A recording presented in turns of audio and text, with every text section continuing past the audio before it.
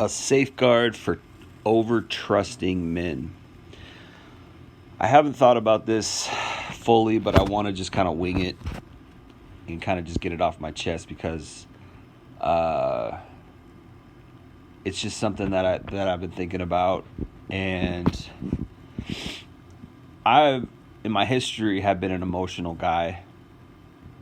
Um, but I've been a passionate guy. I've been emotional, not in a irrational way, but towards wholesome kind of love, kind of an egalitarian love for humanity and for people. And it's probably been one of the hardest lessons that I've ever had to learn in my life. Um, but it's happened again and again and again and again and again. And eventually, it started to dawn on me that people do not care about me the way that I care about them. People do not have the kind of heart that I have. I'm not saying nobody has a good heart, but what I've learned is that for the most part, unfortunately, what I've done, and people, well, particularly one guy in the past told me that I'm a very subjective person. And the way he meant it was, I kind of assume my inner feelings on the world, meaning like I assume that the way I am, other people are as well.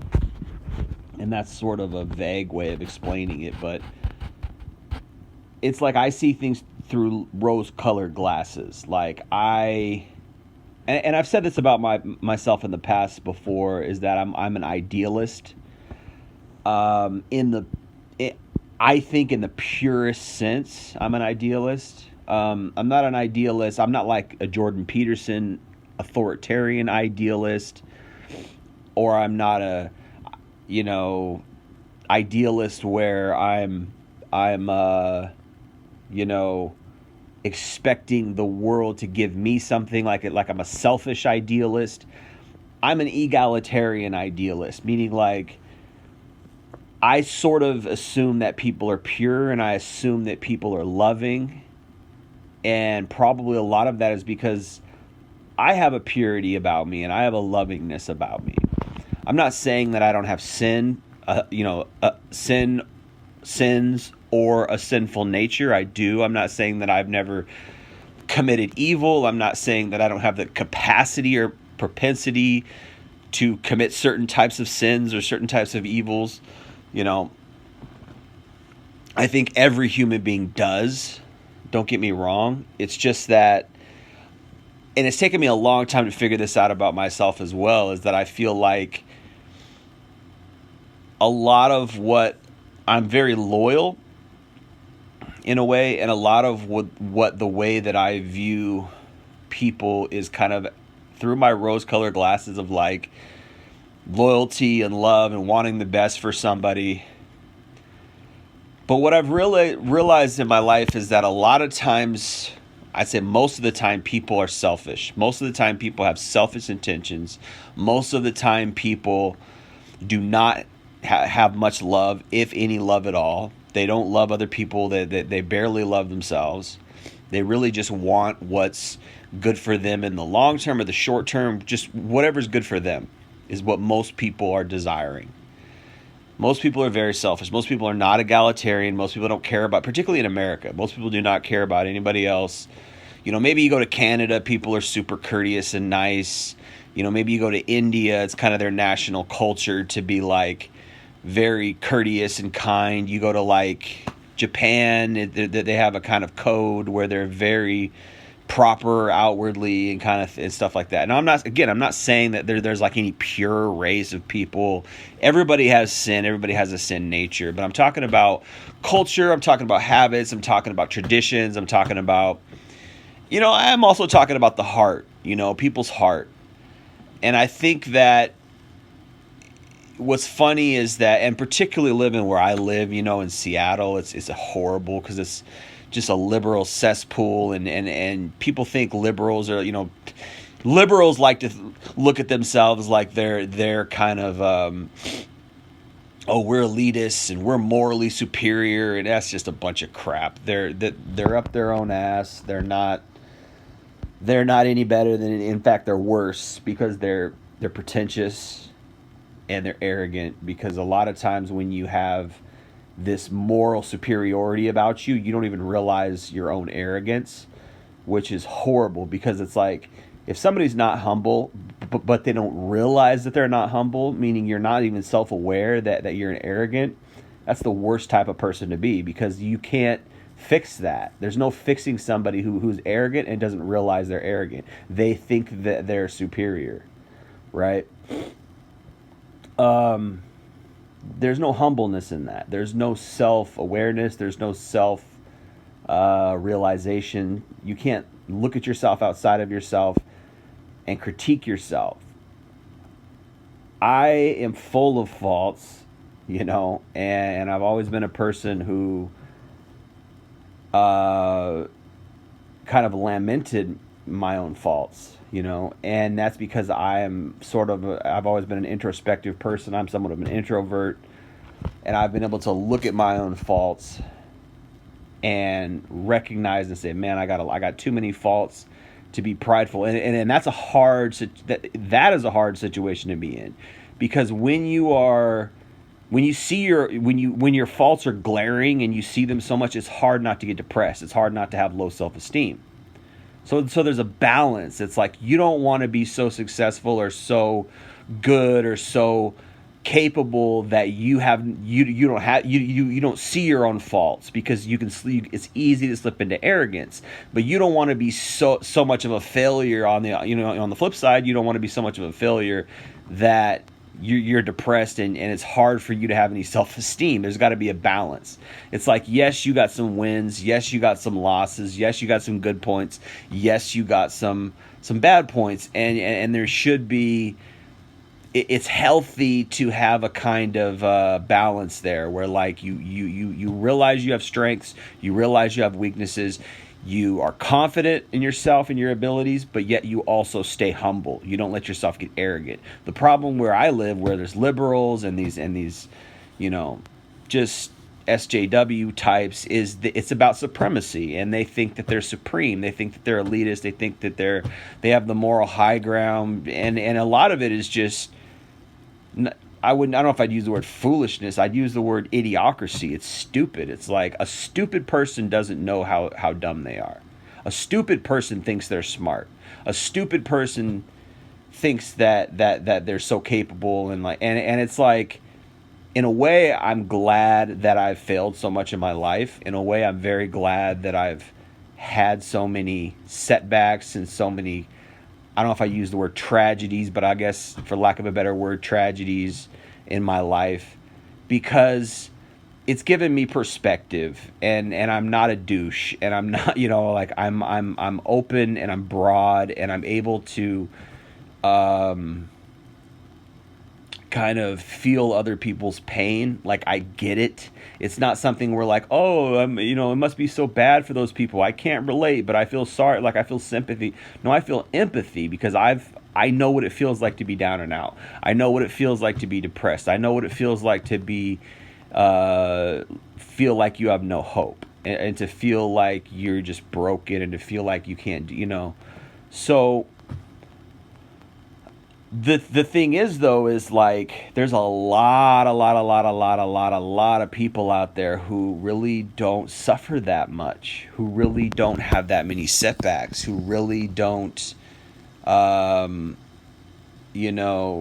never been down and out necessarily, and what I realize is, like, I gotta pick and choose who I guess I got to be more discerning, but I also got to pick and choose who I give my love to. There's an old Bruce Lee saying that I like. A guy told it to me. He was in his 80s, and he studied. He's actually from Seattle, and I don't know if he ever met Bruce Lee. I think he said he did, maybe, but he might have studied with Bruce Lee when Bruce Lee was teaching in Seattle, Juke Kendo or whatever it's called, and Bruce Lee was cool. My mom went to the same high school as Bruce Lee. She also went to the same high school as Jimi Hendrix, which is a cool little note that I like talking about sometimes. But and she used to see Jimi Hendrix around playing his guitar. She said people laughed at him and stuff, but I don't think she ever saw Bruce Lee because he was a couple of years older than her. But they all went to the same high school, Garfield High School in Seattle, Washington. But this old guy, and he studied with Bruce Lee, and he said he quoted Bruce Lee, and what Bruce Lee has a quote. Bruce Lee's got a lot of cool quotes, and he said Bruce Lee said, "Hide your sensitivity cup, hide your sensitivity cup." And I kind of understood what he was saying when he said it, but I've thought many times about it, that little quote over the years, hide your sensitivity cup. And what I take that to mean is that we've all got a little cup inside of us, and it's full of, maybe it's insecurities or sensitivities, but what I look at it is like we have like an energy within us, and don't necessarily invest that into something that's not worthy. Don't invest your energy, or don't invest that little piece of your heart within you into somebody or something that's not worthy of you. Because most people will not be down for you when you're down and out. Most people will not have your back when you're down and out. It's a very rare thing for somebody to really care about you when you're down and out. For somebody to really care about you the way you care about them. And don't expect the same type of energy that you put out to others to give back to you. Because a lot of times people waste their love. They waste their that little cup that has good things in it. They waste it on the wrong people. They waste it on people who are not worthy. Now, I'm not saying you need to be cold to people. I'm not saying you need to be ruthless or cunning necessarily with everybody. I'm not saying you need to be, be real, be yourself, but at the same time understand that most people are not going to be worthy of you. Most people don't care about you, right? Somebody who doesn't care about you is not worthy of you. Somebody who doesn't love you the way you love them is not worthy of you. And I say this to like really particularly shy guys, or particularly guys who are a little bit more dependent personalities, because these are the type of guys who usually get taken advantage of by narcissist women, right? Dependent guys are the kind of guys who get hooked on one woman who is looking to, like a leech or a succubus, suck your energy, suck your life force, suck your confidence, suck your attention, your adoration, and then give you nothing in return, right? This is that narcissist dependent type of relationship. But I think that also we live in a time where particularly in America, particularly in the West, where selfishness is king. Everybody is selfish. Nobody cares about other people. It's not a thing anymore. It used to be kind of in the 70s, the 60s. People used to be kind of kind, and it was kind of a culture. And even you go somewhere like England, Britain, people are kind of courteous. I don't know about now, but it used to be that there was a very kind of courteous, general kind of, I'm not saying there's not ruthless people everywhere, there is, but I'm talking about cultures. American culture has always been kind of selfish, but even still, we used to have, when people put traditional values and they still held God in reverence, they still went to church, it was a better culture. But America is easily one of the worst countries I shouldn't say worst, I should say one of the fastest countries to become corrupted because of our freedom, because of our national kind of, because of manifest destiny, because of selfishness, because freedom is about getting yours. I'm going to get mine. I'm going to get my house. I'm going to get my family. I'm going to get mine. I'm going to get mine. I don't care about anybody else. I'm going to get mine. That's kind of the selfishness. And I was kind of taught not to be like that. I was taught to have a good character. I was taught to put other people before me. I was taught to be kind to everybody. And you realize, like, living in a country like this, that's not advantageous for you. That people take advantage of that. That's like fresh meat. That's like a sucker. You know what I mean? So it's like people take advantage of niceness. That old saying, "Don't take my kindness for weakness." It's true. People take kindness for weakness. They take advantage of kind people, and it is kind of a weakness in a way. Hide your sensitivity cup. If you're a dependent type of guy, if you are a shy type of guy, if you are a unassuming type of guy, if you're a type of guy who loves others, who's kind, who wants the best for other people, that's a gift, but it can be very much exploited. It can be kind of a curse because people will take advantage of you. And so this is something that's taken me many, many, many years to figure out. And even in my dating years, when I was successful at dating, when it was actually working back 10 years ago, whatever. I had a girlfriend about a year ago, so it's not like I'm out of the dating game totally 100%. But I make these red pill videos. This is what I talk about. This is what I do. So obviously I've had so many hard lessons, but I had to teach myself how to not be a nice guy. I had to weed that out of myself in order to be successful, and it worked. You can't be a nice guy and get laid. You can't be a nice guy and get a girlfriend in the United States. It just doesn't work that way. Women are just not that way. Now, unless you get lucky. Maybe some guys do, but I never did. As far as just being myself, just being a kind person, it's not how it is. Love is transactional. That's why I make these videos. So being a nice guy, it makes you vulnerable. Being a nice guy is good, and it's a gift. And I say I totally prefer kind people, unassuming type of people, but that lends into that dependent type of character. You attract narcissists. You attract messed up people who want to use you. And I didn't know this when I was young. I didn't know this growing up in a conservative city with kind people until I went to a liberal cesspool, Seattle. Right? I didn't know this until someone was actually taking advantage of me. I thought, oh, these people really want to be my friends. These people really, must care about me. And I didn't see the signs. I didn't see the gaslighting. I didn't see the being taken advantage of. But you start to see through people. You can, when you grow and you mature and you learn and you have some bad experiences and you start to learn about human nature, selfishness, the selfishness of human nature, right? Even female nature, right? Particularly studying the red pill, you learn these things. There's people out here who are sharks. There's people out here who want to take advantage of you. There's people out here who they don't have your best interest in mind.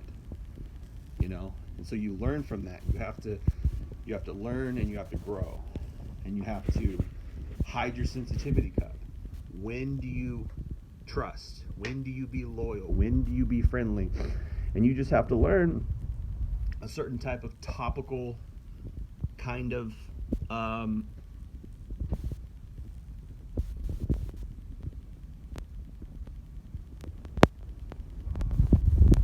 behavior, a certain kind of topical kind of cordiality, if you will. Talk to people on a surface level. Understand that not everybody is going to be as quick to be loving as you, as quick to be kind as you, as quick to be helpful as you, as quick to be caring as you. People just don't care like that.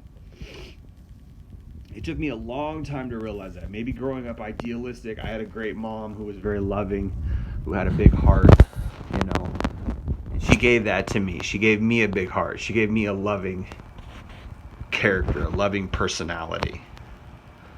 Right?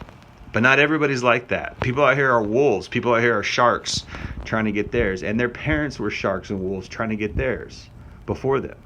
And that's how not everybody has a wonderful mother like I did. Not everybody is blessed with very idealistic, very moral mother like I was, right? Who taught me the right things at the right age, but somewhat failed in teaching me the real harsh realities of the world. Is that again, people are out here for themselves. People are out here trying to get one over on you, trying to take advantage of you in some way or another, trying to suck your energy, trying to be better than you, trying to posture themselves to make themselves better than you in some way. People want you to fail. People see talent in you. They see you as competition. People see you as a threat, particularly if you're a believer, particularly if you believe in God, particularly because we live in such a dark satanic age where people are so full of Satan that it's literally people living in darkness hating the light. You know, if you walk around and you're a believer, there's a kind of light about you. There's a kind of glow about you, in a sense. People can sense it. It's called righteousness. It's because God lives inside you. But they're unbelievers and they don't have that. So they don't realize that the reason why they don't like you is because their father is Satan and your father is God. You know, and that's the matrix, right? The agents are the demons. They're trying to take you down, right? Neo and Morpheus and these guys who've escaped the matrix, they're trying to end the matrix. They're trying to save people from the matrix. It's a type of salvation. It's a type of believers out here preaching the gospel, trying to get people saved. But there's a verse in the Bible that says we come from darkness and you know, we start out in darkness and we go into the light. You know, we were children of darkness and we walked in darkness, but now we're children of light and we should walk in the light. I think that's a verse in maybe First John or something, maybe even the Gospel of John. But wow, what a verse is that? You know, you can Google it. We're children of light. We should walk in the light as God is in the light. Think about that. We're out here walking in the light in this dark, dark world that Satan's out here trying to, you know, we got a target on our back, right? It makes sense that people want to take advantage of you. It makes sense that people want you to fail. It makes sense that people are feel competition with you, feel intimidated by your presence. Because God is great, and God is great within you, right? God is great within you, and if God lives inside you and God is great within you, then they're going to be intimidated by that. They want to see you fail. They want to see you. They don't want to be in your presence. They want to manipulate you somehow or whatever, right? But it took me so long to realize that. You know, because I just, you know, people liked me. People were, you know, if I shouldn't say people liked me, but I mean, like, you know, I've always been able to attract friends. But you realize that these so-called friends are more like acquaintances, or they want something from you, or they think you're cool, or they like your confidence, and they want to get some of your confidence to rub off on you, or they like your intelligence, or they like your talent, and they want that to get. You ever wonder why people like follow you? It's like, or people want to be your friend. It's like, really, your intention's really that good? Looking back, I question so many relationships, you know, and even if it is just like a compliment that you're intelligent or you're cool or whatever, like, you realize these people, if you lose that thing that they like, or you know, they see you in a different light, they'll jump ship. You know, it's like, oh, what happened to that? You know, what happened to where I was before? Now, and something's changed, and you know what I mean. So it's like, people aren't loyal. Is ultimately what I'm trying to say. People aren't loyal, and people aren't as loving as you are to them 9 times out of 10. Is what I've learned. But a sad thing about that is that if you're the type of person who wants friends, or you're the type of person who views loyalty and love and things like that as high importance in life, and you are egalitarian and idealistic like I have been, a lot of that has to get shattered. A lot of that has to go through the laundry, you know, go through the wash to get straightened out, because reality is, life is just not like that. Life is much more brutal. Life is much more unforgiving. Life is much more it's just unforgiving. It's just you know, it's, so you realize at a certain point, well, I just gotta live to God. Forget friends, forget love, forget idealism, forget egalitarianism. I just got to live for God. It's just me and God, and then whenever this ends, it ends. And there's so much crap talking out there that it doesn't matter. And then you realize you got to focus on one thing, and that's God. And you got to focus on one thing, and that's His purpose. And then you realize, like, you got to filter everything out. You got to put the blinders on, because there's just so much crap to distract. There's so much crap to get you caught up. There's so much crap to waste your time. You know, as a man too, there's just pitfalls everywhere. There's just landmines everywhere you look. This thing to suck up your time. That thing to suck up and drain your energy. This thing that's going to cause you to be emotional. This thing that's going to cause you to be depressed. This thing that's going to cause you to be to view yourself as not good enough, or this thing that's going to distract you from success, or this thing is going to distract you from happiness, or this thing is going to distract you from contentment. You know, like, is anybody content? Who's content? Everybody's in anxiety. Everybody's, oh, I got to be better. I got to do this. Who's calm? Who's, you know, maybe the people who meditate, they've learned how to be calm. They've learned how to quiet their mind. They've learned how to quiet their emotions and their soul, you know. But everything, it's why we say the age is dark. It's why we say it's darkness out here, because there's so much that is just set up to put you in disarray, make your emotions in disarray, spike your fear, spike your doubt, spike your whatever, right? To just get you caught up and depressed and focusing on yourself, focusing on the things that you don't have. And it's like, wow, life is just full of pitfalls, particularly if you're living in a liberal area and things aren't simple, and people are living by the tree of knowledge and not by the tree of life. The tree of life is simple. You enjoy God, you're kind, you love people, you love God, and you just live your life, and it's simple. The tree of knowledge is about, oh, I gotta improve, and I gotta do this, and I gotta do that, and I gotta beat this guy, that, and it's just constant pressure, constant worry, constant trying, constant this, constant that, and there's some, you know, there's some parts of that are just unavoidable in life. Like if you're trying to learn a new skill, or you're trying to get a new career, or you're trying to make money, you're trying like you're gonna fail, you're gonna do this, there's all that comes with it. That's part of life. But the difference is that there's many people who just can never get away from that. That's just their whole life, and this is why people end up with mental illness. This is why people end up on drugs. This is why people, you know, end up ending their own lives. This is why people end up miserable and depressed and on antidepressants, or this, that, and the third, or they become messed up, because there's no rest for these people's souls. You know, the Bible says there's no rest for the wicked, but there's really just no rest for people who don't have God. There's no rest for people who, what did Jesus say? I think Matthew 10:31, I'm not sure the exact verse, but he says, take my burden upon you, because my burden is light and my yoke is easy. You know, cast all your anxiety on me, because I care for you. Those verses were the best verses I've ever read in my life, and those verses were verses that, you know, really saved me when I was in my late teens, early 20s. Those verses, because I was feeling the pressure of life. At 18, 19, 20, I was in anxiety. I didn't want to be in anxiety.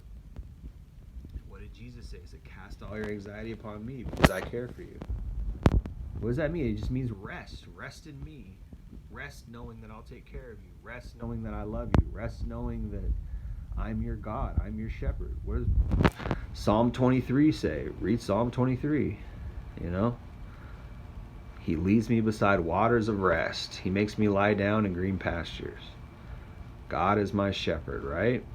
I shall not want. I shall not fear, that even though I walk through the valley of the shadow of death. This whole earth is the valley of the shadow of death. There's death everywhere. Spiritual death, mental death, emotional death, physical death, right? Death Spiritual death. Everywhere it's death, death, death, death. The death waters flow, just like in Egypt when Moses turned the waters of the Nile red. Well, that's a sign. It's a typology of the world. The Nile River is what made Africa a world superpower because of its bountiful riches and the resources it provided. Egypt is a type in typology. Egypt is the world, the world that's run by Satan, and Pharaoh is Satan, right? And Satan runs the world. And what is the significance of Moses turning the Nile River blood red? It means all the sustenance of the world of the Nile is death. The result of everything is death. All the money, all the commerce, all the success, motivation, it's all eventually death. All the crap that people eat is death. And if you trace it back, it's all just the tree of knowledge. It's all just this has its source in Satan, right? If you really want to leave the matrix, you got to go to the tree of life. Very simple, but who knows how to do it? A simple but profound concept. Just shift from the tree of knowledge to the tree of life. And what does Jesus say? I have come that they may have life, and that they may have life abundantly. I have come that they may find rest. I have come that they may find rest for their souls. And they will find rest indeed. They will be very restful, right? And this is what I've experienced, is that you just get out of it. You get out of all the anxiety, all the pressures, and then and what's funny though is when you're going through those things, you start to see who's who. You start to see who's really on your team, who's really loving you, who's really caring for you, who really supports you, and you be surprised who doesn't. People who are with you when you're up and everything's all good and you're good, they seem to be on your team, but when you're down and you're out, you realize, oh, these people, they're not really there. They're not really on my team. They're just acquaintances. They're fair weather friends. They're up when I'm up, but if I'm down, they aren't around. And you learn that as a man. You learn that, oh, okay, I gotta hold my own. It's just mostly just me and God. Maybe my family, maybe my wife, maybe some of my siblings really, really got my back when I'm down and out. Maybe.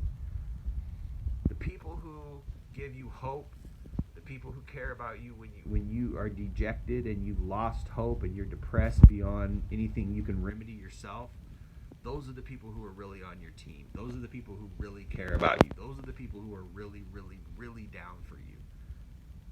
Everybody else will dissolve. Everybody else will disappear when that time comes. Everybody else will just vanish like a vapor. They won't even look at you. They're embarrassed of you. They don't even want to look at you because you're failure to them. But somebody who really loves you is going to help you up. Somebody who really loves you and cares about you is going to lift you up when you're down and out. And take note of those people because they're few and far between. And don't lose them. and love them deeply and heartily. And any time you can, help them and treat them well, because those are the best people you have in your life. Those are the best people that you'll ever meet, are the people who are with you when you're down and out. And the people who are not with you when you're down and out, they're not worthy of you. They're not worthy of your love. Plain and simple. It's just the way it goes. And like I said, it's very few and far between. Mostly you got yourself, you got God, probably your mom or your dad. Maybe some of your siblings, even your family, a lot of times will turn against you or not be there or be kind of wishy-washy or be half in and half out. Or it's funny because everybody loves a winner. Everybody hates a loser, but everybody loves a winner. We forget about the losers. Loser. We love the winners. Everybody wants to be a part of the winner's life. This is why everybody wants to win. It's like, oh, I want that acceptance. I want that love. But what you really want is you want the love of the person who's with you when you're losing. And you can't figure that out until you lose. I'm not saying you should go out and lose on purpose necessarily, or maybe you should. There's an old saying, you cut the grass low to expose the snakes, right? When the grass is hardy and long, and you can't tell who's a snake because they're hiding in the ground. They're hiding amongst your success. It's all good, right? Oh, you're successful. Ooh. Lose what you got and then see who sticks around. And I guarantee it's going to be very, very few people. And then you learn a lesson, and you learn, all right, I'm a man. I got to stand on my own 2 feet. It's me and God, and then God takes care of me, and God's always got my back, and I do my business, and I do what I do, and I make it happen for me and mine. But just know that probably, unfortunately, many guys out here don't realize that even your wife, she really doesn't have your back that much. Not as much as you think. Even your woman doesn't have your back as much as you think. She'll be Audi 500. She'll be out skis when when everything goes bad for you. Most of the time, because most love is conditional. But if you find one who's got your back when you got nothing, then maybe you got a real one. But anyway, I'm gonna leave it there. Appreciate y'all listening. It's been Jay Lee, Northwest Podcast. Peace.